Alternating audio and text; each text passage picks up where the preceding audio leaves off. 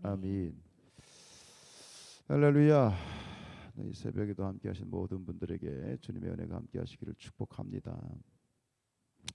오늘 이제 사무엘하 14장, 이 다윗의 범죄로 인해서 이 다윗과 그 왕국에 임하는 그러한 어떤 시련들, 연속적인 시련에 대한 이야기가 계속되고 있는데요. 아시는 것처럼 이 다윗의 장남이었던 암논이라는 녀석이 자기 이복 동생, 즉 압살롬의 친여동생인 다말을 강제 추행하자마자 마음이 그냥 완전히 이제 식어가지고 그것도 그 여인을 문전박대 쫓아버렸단 말이죠. 이런 어떤 그 추악한 이 모든 일들을 이제 2년 동안 압살롬 그 친오빠인 압살롬이 마음에 두고 이제 칼을 갈고 드디어 2년 뒤에 칼을 빼들죠. 그래서 그 암논을 아주 계획적으로 살해를 하고, 그리고 이 무서우니까 도망을 칩니다. 그 술이라고 하는 곳으로 가서 3년 동안 도망을 치고 그렇게 이제 숨어 있게 되어지는데, 오늘 이제 그 이후의 이야기입니다. 아무리 이제 압살롬이 또 그런 죄를 지었다 할지라도 다윗의 잘못이 있었잖아요. 특히 다윗이 또 아들이고 하다 보니 여러 가지 신경이 복잡한데, 옆에 있던 이 군대 장관, 다윗의 오른팔 역할을 했던 요압이라고 하는 이 장군이 이제 그 압살롬을 이제 귀환시키기 위해서, 그 귀환에 대한 윤허를 받아내기 위해서 이제 머리를 씁니다.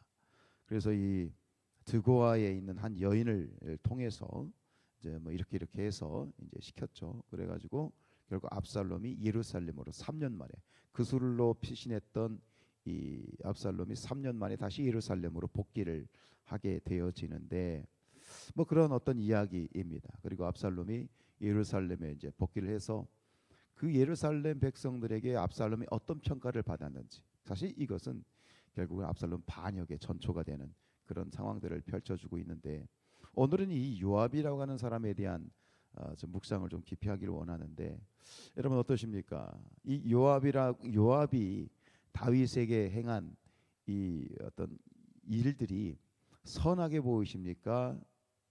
아니면 악하게 보이십니까?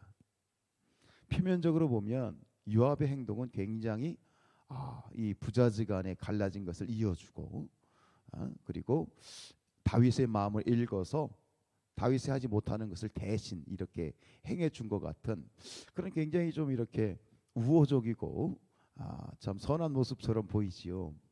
근데 사실 이 요압의 이러한 모습은 기회주의적인 태도입니다.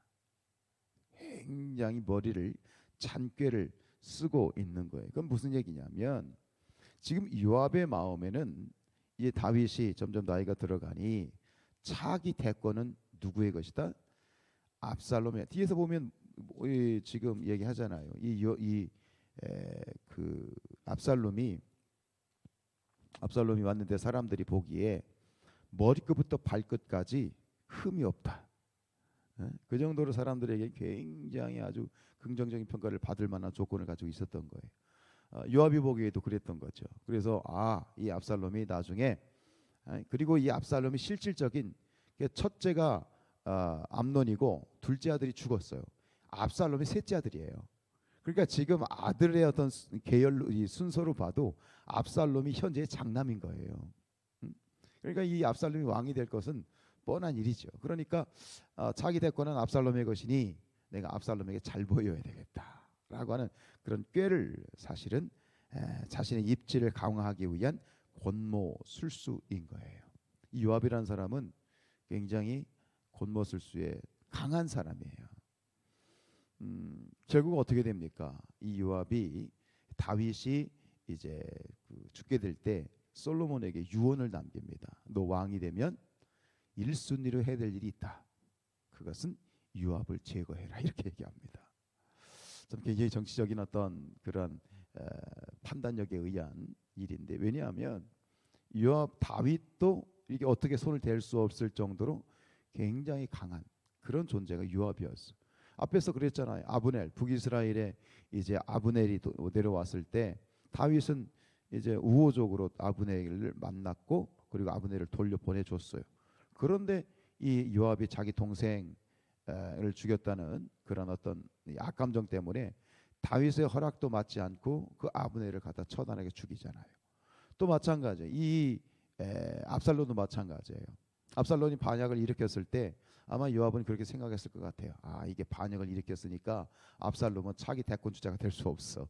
얘는 떨어진 끈이야, 가방끈이야. 막 이렇게 생각을 했던 것 같아요. 그러니까 뭐라고 얘기하냐면 다윗이 요압에게 압살롬을 죽이진 마라. 어? 압살롬이 내게 반역을 했고 칼을 들이댔지만 압살롬에게 손을 대진 마라. 죽이지 마라. 분명히 얘기를 했어요. 그런데 요압이 어떻게 해요? 압살롬을 죽여버려요. 자기가 데려왔던 그 압살롬을 죽여버려요. 이 모든 것을 보면 이 요압이라는 사람이 얼마나 강한 그런 사람인지 볼 수가 있지요. 기회주의적인 그런 사람이에요. 여러분, 하나님께서는 우리의 삶 가운데 이런 기회주의적인 태도를 기뻐하지 아니하십니다. 신앙적인 태도에 있어서의 기회주의적인 태도란 무엇이냐? 그것은 자신의 이기적인 목적을 위해서 신앙생활하는 사람들이에요. 하나님을 믿는다고 하지만 사실 마음에는 딴 생각이 있는 거예요. 동상이몽이에요. 겉으로는 굉장히 열심히 하지만 다른 목적이 있는 거예요. 얼마든지 그런 영역들은 굉장히 많습니다. 이제 우리가 당회를 오늘 하게 되는데 이 연말쯤 되면 시험 드는 성도들이 있었어요. 저희 교회는 그런 분들이 없는데 저희 큰 교회에 있을 때 보면 딱 이때쯤 되면 어떤 일이 벌어지냐면 시험 들었다고 교회를 떠나는 사람들이 있었어요. 목적을 가진 사람들이 있었어요. 내가 원하는 목적이 이 관철이 안 됐을 때 그것에 대해서 부르르 떨면서 교회를 떠나는 분들을 제가 종종 봤어요. 뭐 여러 가지 이유겠죠. 자신의 이기적인 목적을 위해서 신앙생활하는 자들, 자기의 입맛대로 신앙을 갖기도 하고 신앙을 이렇게 버리기도 하고, 조울증 환자처럼 어떤 목적이 부합되면 팍 하다가도 이게 아니면은 그냥 쌩 하는 이런 어떤, 그게 사실 기회주의적인 태도일 수 있어요. 하나님과 세상을 겸하여 섬기는 자들, 내게 뭔가 축복이 되는 것 같으면 하나님을 섬기는 것 같다가 뭐 힘든 일이 닥치면 그냥 이렇게 떠나는 그런 모든 모습들, 결국 이것은 기회주의적인 그런 태도라고 볼 수 있죠. 몇 번 말씀드렸습니다만 어떤 분이 그런 말씀하셨습니다. 믿음이 없으면 의리라도 있어라. 근데 믿음도 없고 의리도 없는 그런 태도이시겠지요. 이런 기회주의적인 태도는 결국 사단의 속성입니다. 오늘 보십시오. 요압이 드고아의 여인을 데려다가 다윗의 마음을 흔들잖아요. 물론 뭐 긍정적으로 볼 수도 있겠습니다만 결국은 사단은 어떤 존재냐? 광명의 천사로 자신을 위장해서 사람들의 마음을 흔들어요. 주변의 사람들을 통해서 흔들든지, 그러니까 어떤 수단과 방법을 가리지 않고 사람의 마음을 흔들지 않습니까? 이것이 결국은 사단의 속성이지요. 오늘 이 드고아의 여인을 통해서 연극을 하게 합니다. 그리고 다윗의 마음을 이제 동정심을 이제 이끌어내게 되어지는데, 결국은 사단도 이러한 방법을 통해서 성도와 교회를 미혹하게 하지요.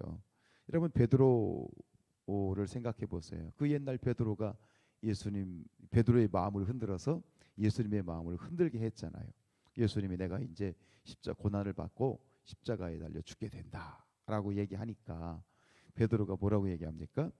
마태복음 16장 22절에 베드로가 예수를 붙들고 항변하여 이르되 주여 그리 마옵소서, 이 일이 결코 주께 미치지 아니하리다.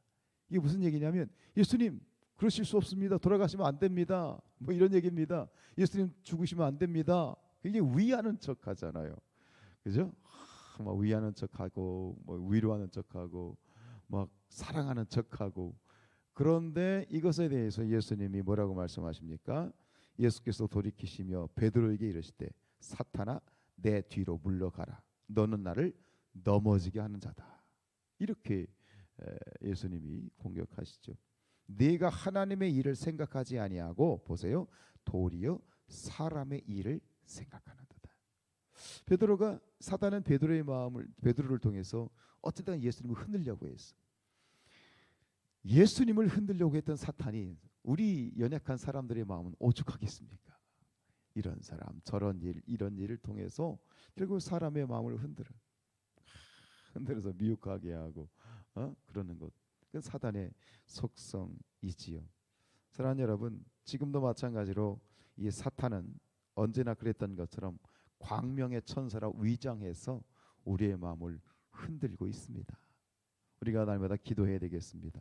간절히 기도해야 되겠습니다. 하나님, 그 사단의 미혹을 분별할 수 있게 하옵소서.